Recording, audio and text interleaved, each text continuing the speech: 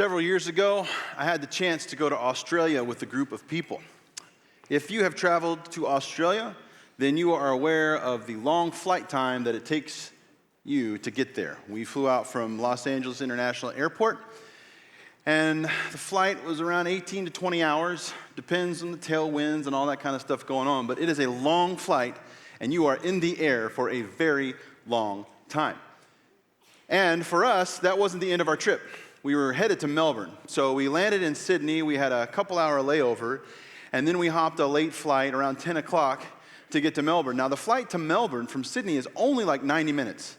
So after 20 hours on a plane, this is a drop in the bucket. Easy flight. Our hope was to stay awake to kind of start battling jet lag a little bit, but inevitably we fell asleep on this hour-and-a-half flight. We started to wake up. All of us are waking up, and we're starting to look at our watches. We're looking around and going, we've been in the air for about 2 hours now. And we're starting to wonder why, and several people that had been awake, they're letting us know that, yeah, we've been circling for a little bit too. And so while we're all starting to wonder what's going on, inevitably, the captain comes over the intercom with something like this. Ladies and gentlemen, this is your captain speaking. Many of you are wondering why we're still in the air. And you are correct. We are over our arrival time, and we have been circling for a bit. That's because there is a Category 3 tropical monsoon storm hovering over the city of Melbourne right now.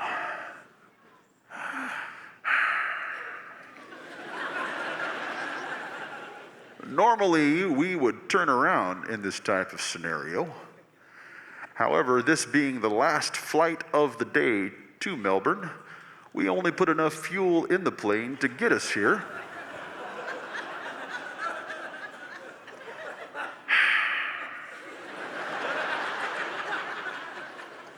With a little bit of reserve, which we're flying on right now.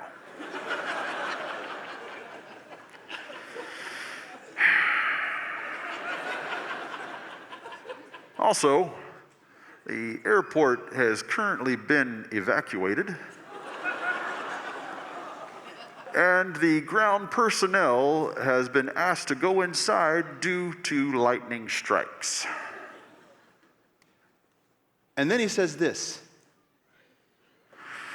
Look, I'm going to be honest with you.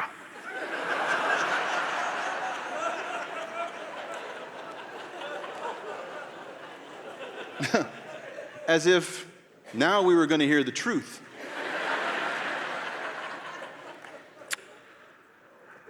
This is not going to be easy. In fact, it's going to be very difficult. But we have to land this plane. Flight attendants, please prepare the cabin for an emergency landing. Mic dropped.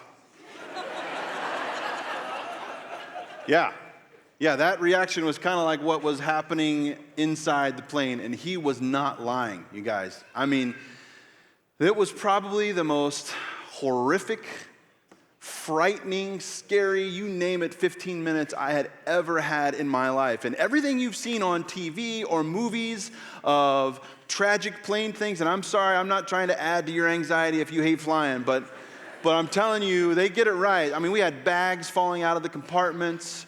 We had hands stretched across the aisles, praying out loud. We had screams at every air pocket drop when we dropped 20, 30 feet, and it was lightning outside. I mean, it was all the things to scare you to death and to frighten you, but we landed. Yeah, right? All three wheels touched the ground, and the thunderous applause that happened inside of that plane was amazing. I mean, people were cheering. We were high-fiving each other like we had something to do with this.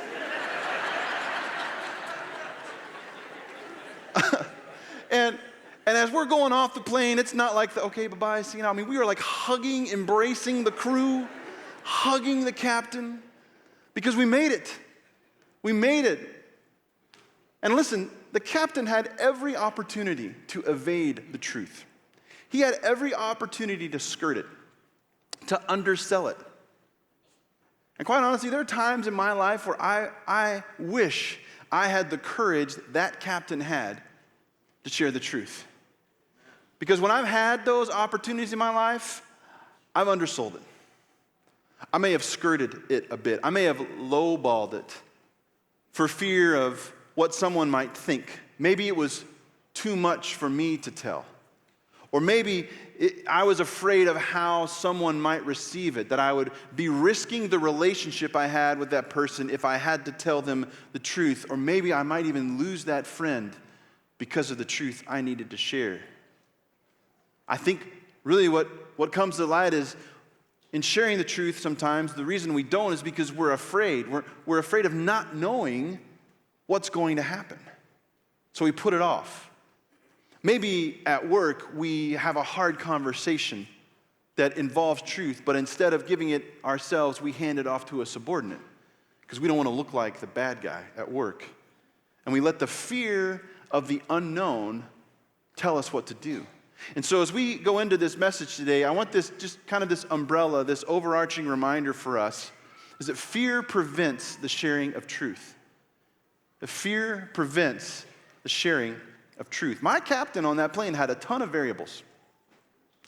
Things that he didn't know. He didn't know everything that was going to happen, but he spoke plainly and clearly about what he knew to be true, and he didn't let fear prevent him from speaking the truth. And my hope is that we walk away today, that we leave here with some tools, with some abilities to be able to speak the truth in a way to each other that helps conquer this fear. So in this series, we've been working through the book of Colossians.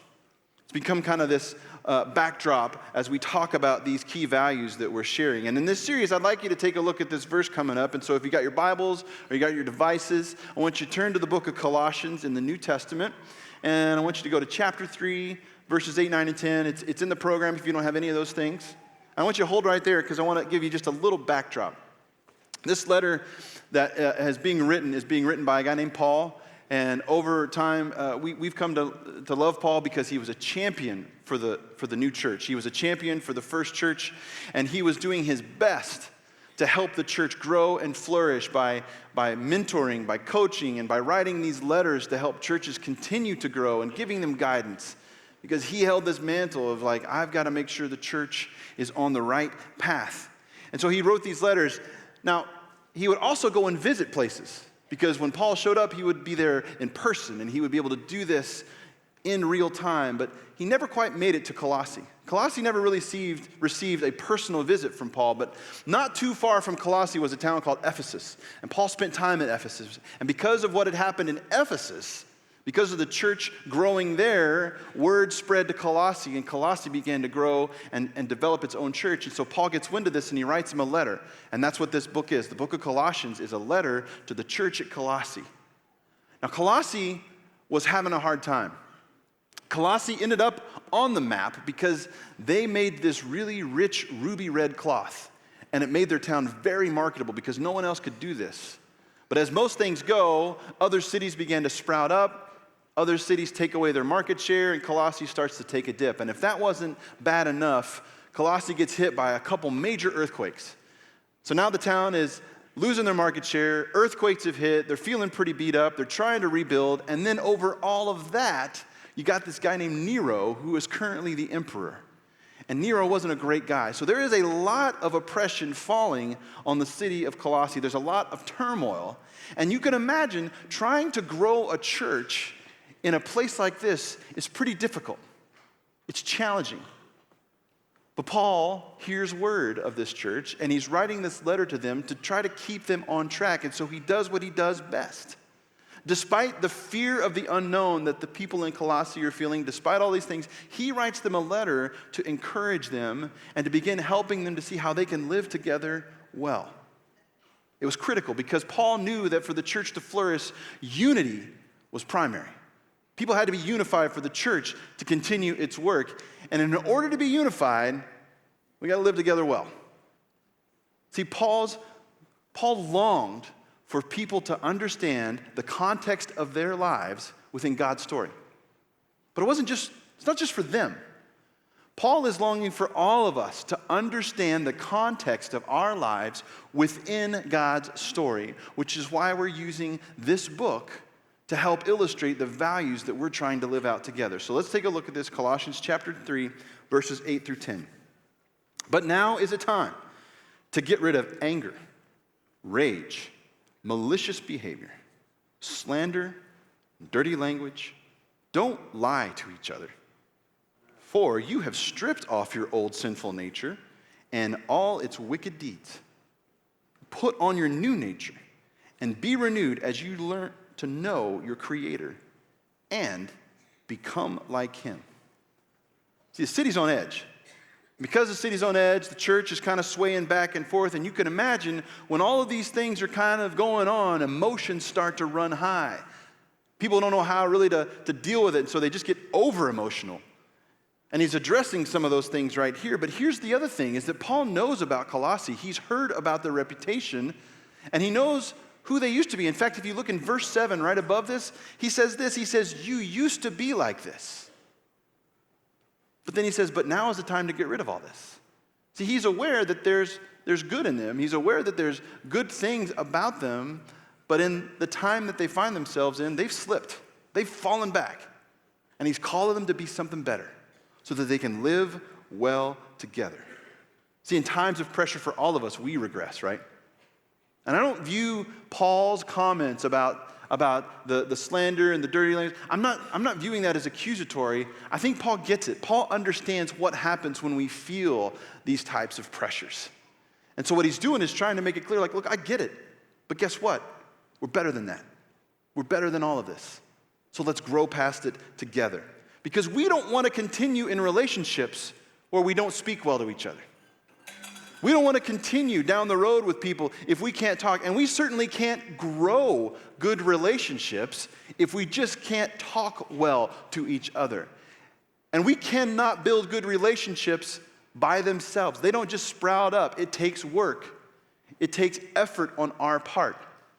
And so in going into this, in talking about speaking well and building great relationships, we have to remember this, is that great relationships are built on trust that comes from honest conversations. Great relationships are built on trust that comes from honest conversations. See, Paul lays out all the bad things, the unhelpful items that prevent us from speaking well to each other. And if we're being honest, let me just say, if I'm being honest, I could fairly check off every one of those things in that verse because I'm guilty of all of them. And I've done it at some point in my life. But as we're learning in this series, we are subject to figuring this out together, not just by ourselves. This is not just on us as individuals. We're learning how to do this together, to grow and learn and be a better people when we work this stuff out together. So it's going to take a group effort on all of our part to continue to grow. And as Paul says, ultimately, for us to become like Jesus, to become imitators of Christ. And we can't do this by ourselves, so we have to open ourselves up. We have to open ourselves up to good friends. We have to open ourselves up to good connections that could speak truth to us in a way that accomplishes what Paul is talking about here. Now, some of you are saying, oh, Curtis, I got good friends. I got great friends. They got my back. They're my squad. They're my ride or dies. They're loyal till the end. So I want to unpack this a little bit because I think we get a little misguided here in thinking this. I think we need to define the relationship a little better because when it comes to friendship and growth, I feel like this is a bit of a problem. It gets in the way. We get a little too caught up in this unhealthy side, this unhealthy definition of loyalty. See, unhealthy loyalty says that instead of letting you know about this person that you're spending time with is really a bad choice, I'm just going to keep my mouth shut because I don't want to rock the boat about what we got going because it's cool. I'm not going to be that person. Or the unhealthy side of loyalty that says, I'm going to be here when things are fun and breezy and good times. But the minute that things get hard, I'm out. Or maybe it's that unhealthy side of loyalty that says, rather than calling you out on your perpetual, unhealthy, continuing behavior, I'll just be there to keep driving you home, and we'll have a good time again next weekend. Friends, that's not loyalty. It's indifference. It's dishonoring. It's dishonest to your friends. It's completely dishonest. So what do we do? How do we approach loyalty in this realm? Listen, I put this in your program clear as day because I want you to remember this. If you walk away with anything today in pursuing a relationship with your friends, walk away with this. It says this, danger. Loyalty calls us to look closer, not look away. You want to be loyal to your friends? Then you're looking closely at them, walking with them, helping them be a better person, and not being the person that sidesteps and turns a blind eye to the things you know they're going to interrupt who God's called them to be. A loyal friend gets closer. A loyal friend gets uncomfortable and says, I know what God is calling you to be. I know who God wants you to be. And because of that, I cannot sit here and watch all of this other stuff going on. So I'm going to interrupt. And I'm going to be the loyal friend that you need right now. I saw sometime last week, someone wrote on their Facebook, said, hey, if you're looking for a ride or die friend that's going to sit next to you in the jail cell when stuff gets hard, not me. I'm going to be the person on the outside of the jail cell saying, I told you not to do that. That's the kind of loyalty we're talking about, not turning a blind eye. Paul wrote this in Ephesians chapter 4, verse 15. He says, instead, speaking the truth in love will grow to become in every respect the mature body of him who is the head, that is Christ. As we speak the truth, we will grow to become like Jesus. See, we speak the truth because we all become better people when we do. When we speak it, when we hear it, our trust grows. And let me tell you, nothing happens in silence. In fact, the exact opposite happens.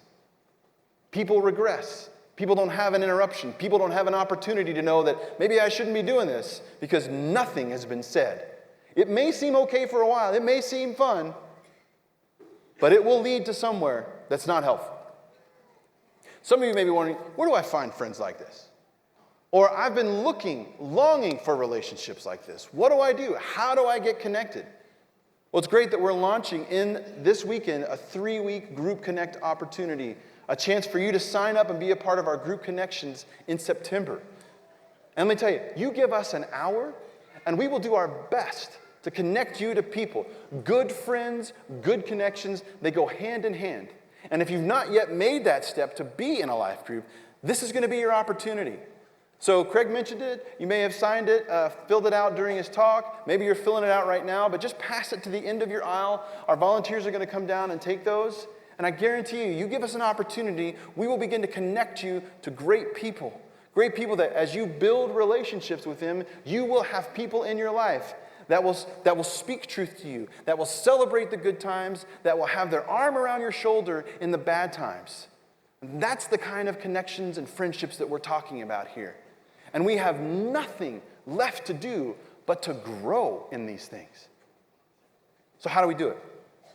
How do we step out into this truth? How do we share it? Well, I want to share with you this principle. It's simple in talking about it, but it does take a little work to apply it. And all of it speaks to Paul's directive for us to grow together, for us to speak the truth to one another in love. So here's what we want to talk about. We want to talk about the last 10%. Okay? See, we live mostly in the 90% of truth. The truth that's visible. The truth that we see all the time. It's that top layer. We can't miss it because it's always out in the open. We don't have to really do much because we always see it, we always hear it, we're always talking about it.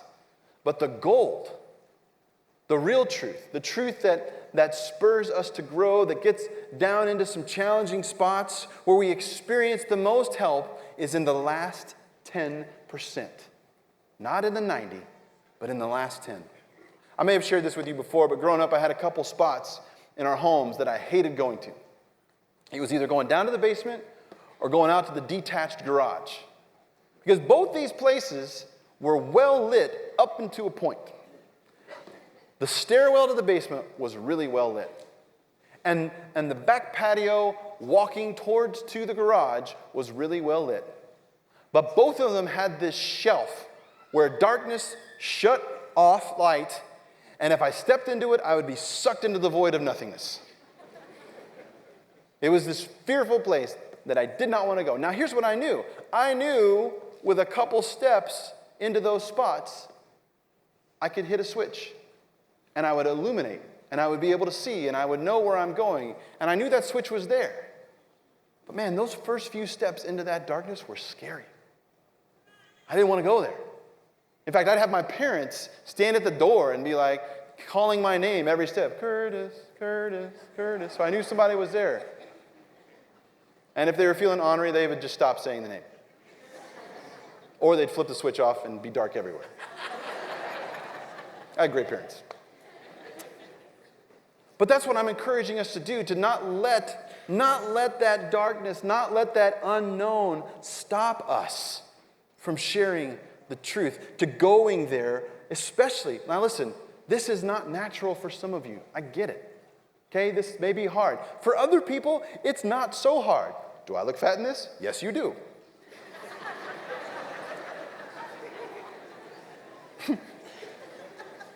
You ask the question, what's next? Right? We have people like this in our lives. Listen, I have had to get rid of many an article of clothing that I really love. But when my wife says it's time for that article of clothing to go, then it's time for it to go. She sees something that I refuse to see in that shirt. I love that shirt, and no, this is not one of them.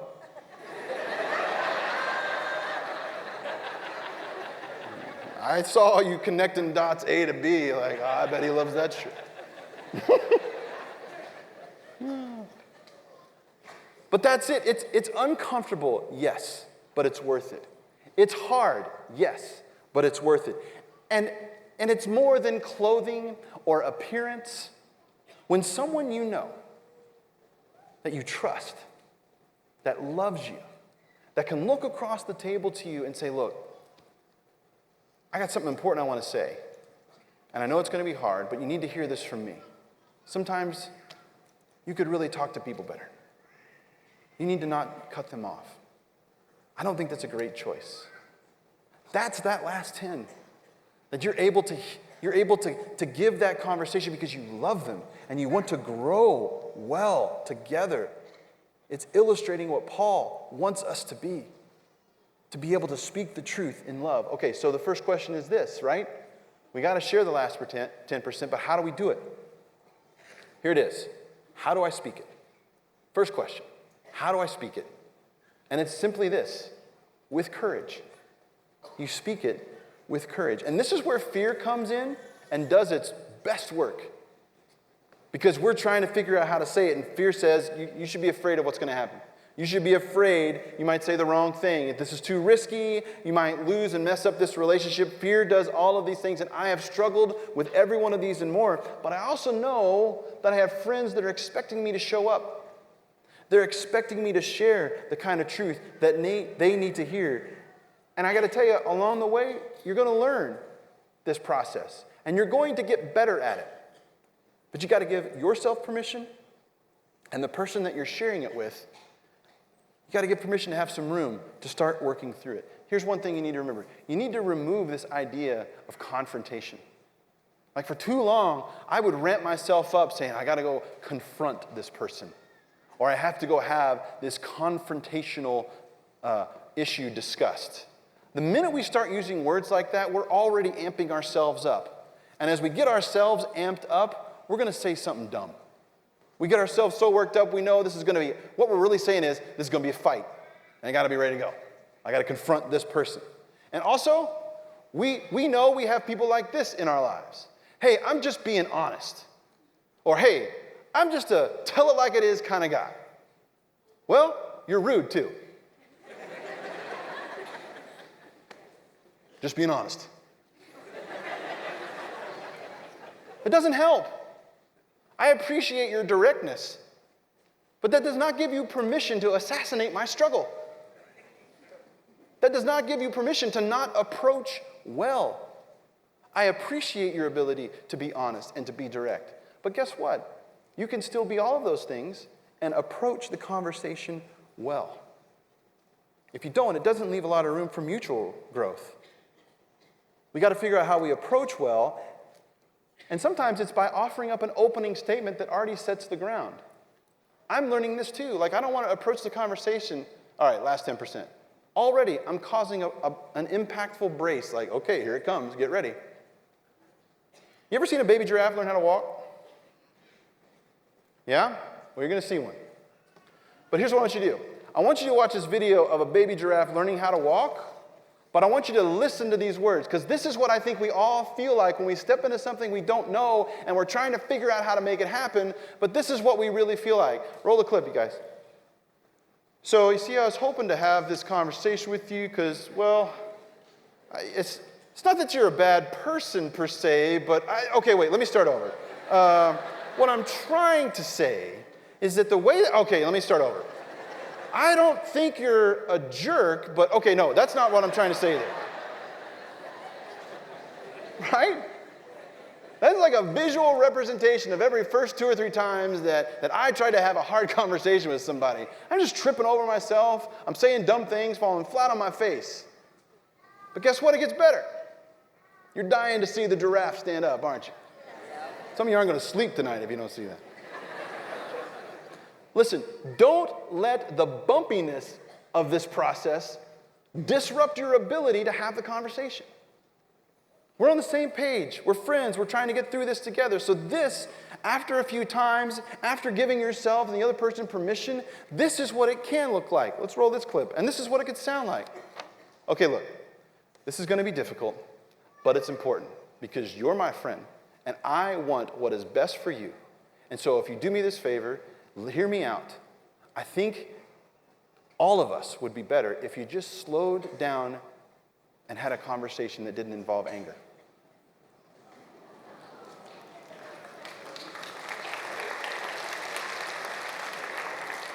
Listen, I know you're clapping for the giraffe and not for me, all right? I get it. But that's what happens. Just like a baby giraffe trying to figure out how to walk, get their legs underneath them, and then they start strutting. That's how these conversations can grow. We can start, be bumpy, have permission, but before we know it, we're getting good at it. We got a rhythm. We have an ability to speak the truth in a way with courage that's going to help our brother or our sister. The other question is this: how do I receive it? I know how to speak it, courage. How do I receive it? With humility. I receive it with humility. We hear this word, but how does this apply in this situation? So, here's a great way. Some of this stuff you're going to hear is new information. You more than likely don't know it. You haven't seen it yet. That's why someone is finally having to have this conversation with you. So when new information comes, what do? We want to learn more. Seek clarity. How can I ask some questions about this thing that's been brought to me so that I understand? Can you give me a specific time this happened? Not to refute you. Give me a time so I have a context. Did I hurt someone's feelings? Did I miss an opportunity to say something here? Did I go down the wrong road? That's receiving with humility.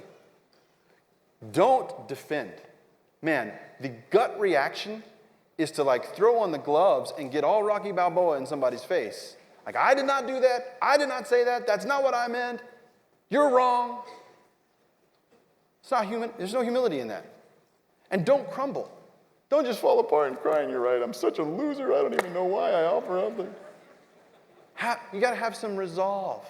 You got to have some ability to hear it, seek some clarity, because Because someone has taken time to figure out how to have this conversation with you, and now it's on you to receive it well. And when all this comes together, we have the ability to grow together. We grow together in these conversations.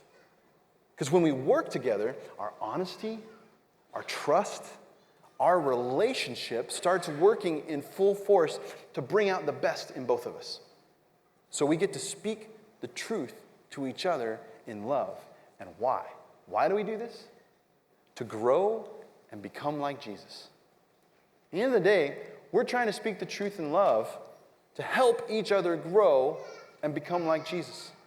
And Paul said, our hope is to become like him. Our hope is to become imitators of Jesus. And it's safe to say that Jesus is the ultimate expression of love, both in who he is and what he did for us. And so we have this ultimate expression of love. And it shows up when we speak well to each other. And like it says in 1 Corinthians chapter 13, the love chapter that kind of breaks down everything love is, patient, kind, it goes on to say what? Love rejoices in the truth. Love rejoices in the truth. And so I have this image of Jesus being this perfect expression of love, that when we begin to grow, we have these conversations sharing truth, that Jesus is up there cheering us on, saying, yes, that's what I want. That's what I want to see among my family. Is that we're pursuing a likeness of Christ. As we grow, as we share this truth, our capacity for love for each other grows. It grows for each other. It grows for so many other people because we're on this path to becoming imitators of Jesus. We begin to not only see the best in ourselves, but we begin to see the best in others. And we bring it out. Our relationships, they find themselves at a deeper level, this level of trust that we have, more than we could ever imagine. And we push silence aside. We just push it away. Because nothing happens in silence. It's not helpful. We're on this journey to embrace the truth and share it. And so we take this courageous step into a little bit of that darkness, only with the hopes of being able to illuminate it. Not shying back from what might happen, not shying back from the fear of the unknown, but stepping fully well into it and getting ready to flip that switch on and bring some light and truth to a person that we love. And on the receiving end, we welcome it. Why? Because we need it. We receive it because it's going to make us better. Truth changes us. And it has the best interest in mind for all of us. This is how we begin to live differently and pursue this life together. And so I put a question on your program this week. It's a question that we ask. We've asked this question as a staff at our church. It's a great reminder for us. It says, what step or risk would I take this week to be a person who speaks and hears the truth? What step? Now, I know for a lot of you are thinking, okay, this is a lot. Maybe it's worth writing down on the dry erase board, on the fridge at home or calendar, or maybe writing it as a snapshot on your home page on your phone. But I just ask you this, what's it look like for you to take that step? Take a risk, step out, and see what that might make. For some of you, maybe it's this. Maybe it's finally sitting down with that friend, with your spouse, with a family member. I know, that's okay. But guess what? If we can't be honest in our family relationships, if we can't be honest in our spousal relationships, man, we got to get after something. But open the door to the conversation and say, hey, we're in this together, right? We're in this relationship. We want to see each other grow and be better people. So let's give each other permission to enter into these conversations. And when they come up, we don't brace ourselves. We don't get ready to defend. We don't get ready to refute. But we're honestly listening, wanting to understand how we can be better, how we can grow together. That's when speaking the truth in love becomes a reality. When we're willing to step into it, share it, we're willing to step into the humility of receiving, seeking clarity. And really at the end of it, our hope is that we continue on this path, becoming imitators of Christ. that we can grow well together. Let's stand together and pray. My God, this is not easy stuff at times. But God, I pray that as we leave here this weekend, we are encouraged, that we have tools, all of us, to have the conversations when they need to happen. God, that we open the door to relationships where permission is granted to grow together, to share the love that you have put on our hearts. And God, ultimately, when we do, we continue on our path to becoming imitators of who you are. It's your name that we pray. Amen.